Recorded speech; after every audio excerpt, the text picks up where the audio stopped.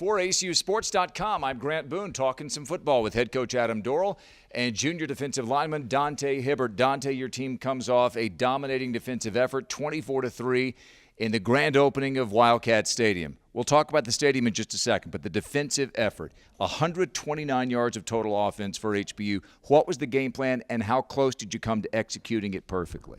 Oh, man, the game plan really was to play our game, play our defense, beat the 212, and have grit. I mean, Coach Dorrel always talk about having grit, and that Saturday night we had grit, and we came out fired up and ready to go.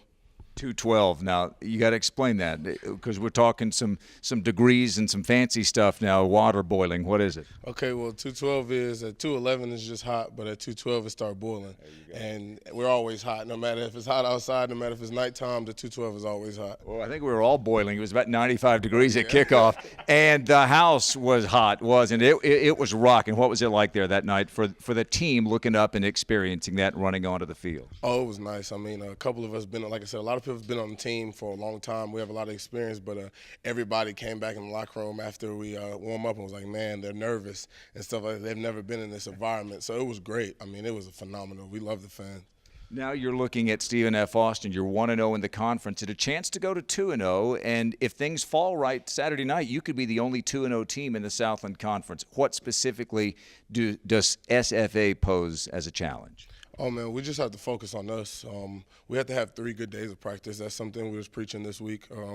Every day we just got to come out and our scout team giving us good looks. They give us great looks. And on Saturday it should be easy because our scout team is phenomenal. And we just got to put 3 good days together and we'll be pretty good. All right, let's talk to your head coach here. There aren't a whole lot of guys who come in, Coach, and in their second year after transferring are voted a team captain. Mm-hmm. What is it about him, about Dante, that his teammates saw that caused them to vote him as a team captain?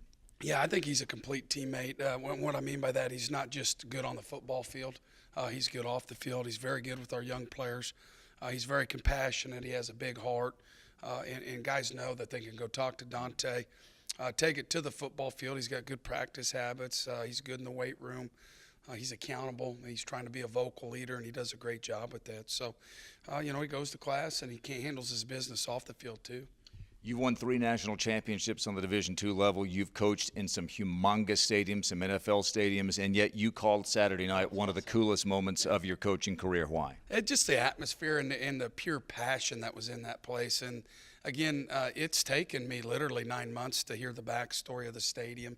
I mean, when I took this job, I didn't know all that and the time frame. And, I was at a dinner. I was fortunate enough to go to a dinner Thursday night with a bunch of folks and hear Dr. Schubert talk about the vision and when it all happened many moons ago at a homecoming game down at Shotwell, and there was a group of them sitting together and just said, why are we doing this? Why do we keep doing this?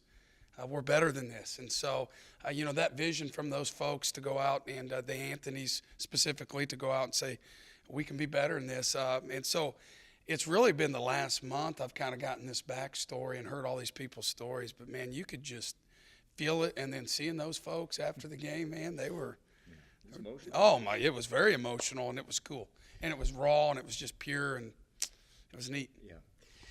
Perfect game is a term used in baseball when a pitcher gets all 27 batters out. And so I know you gave up 3 points, but how close was that defensively to a perfect game?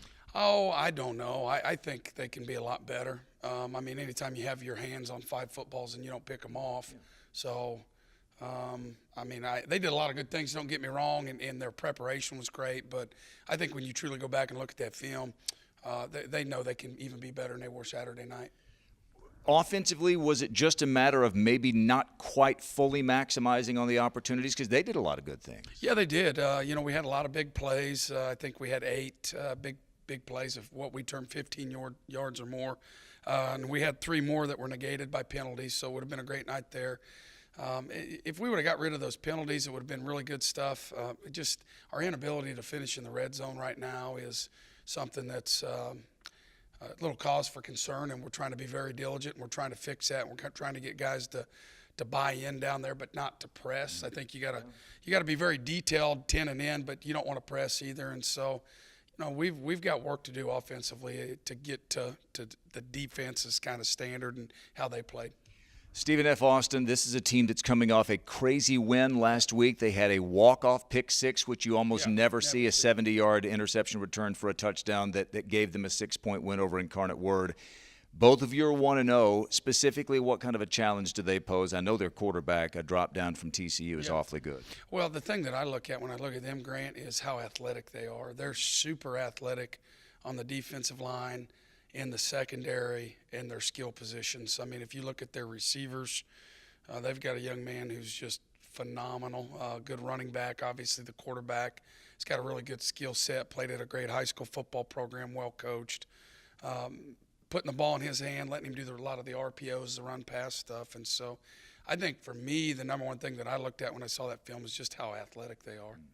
All right, well, it gets going again at Anthony Field at Wildcat Stadium on Saturday night, 6 o'clock against Stephen F. Austin. Winner goes to 2-0 in the Southland Conference. For Dante Hibbert and Coach Dorrel, I'm Grant Boone for ACUSports.com.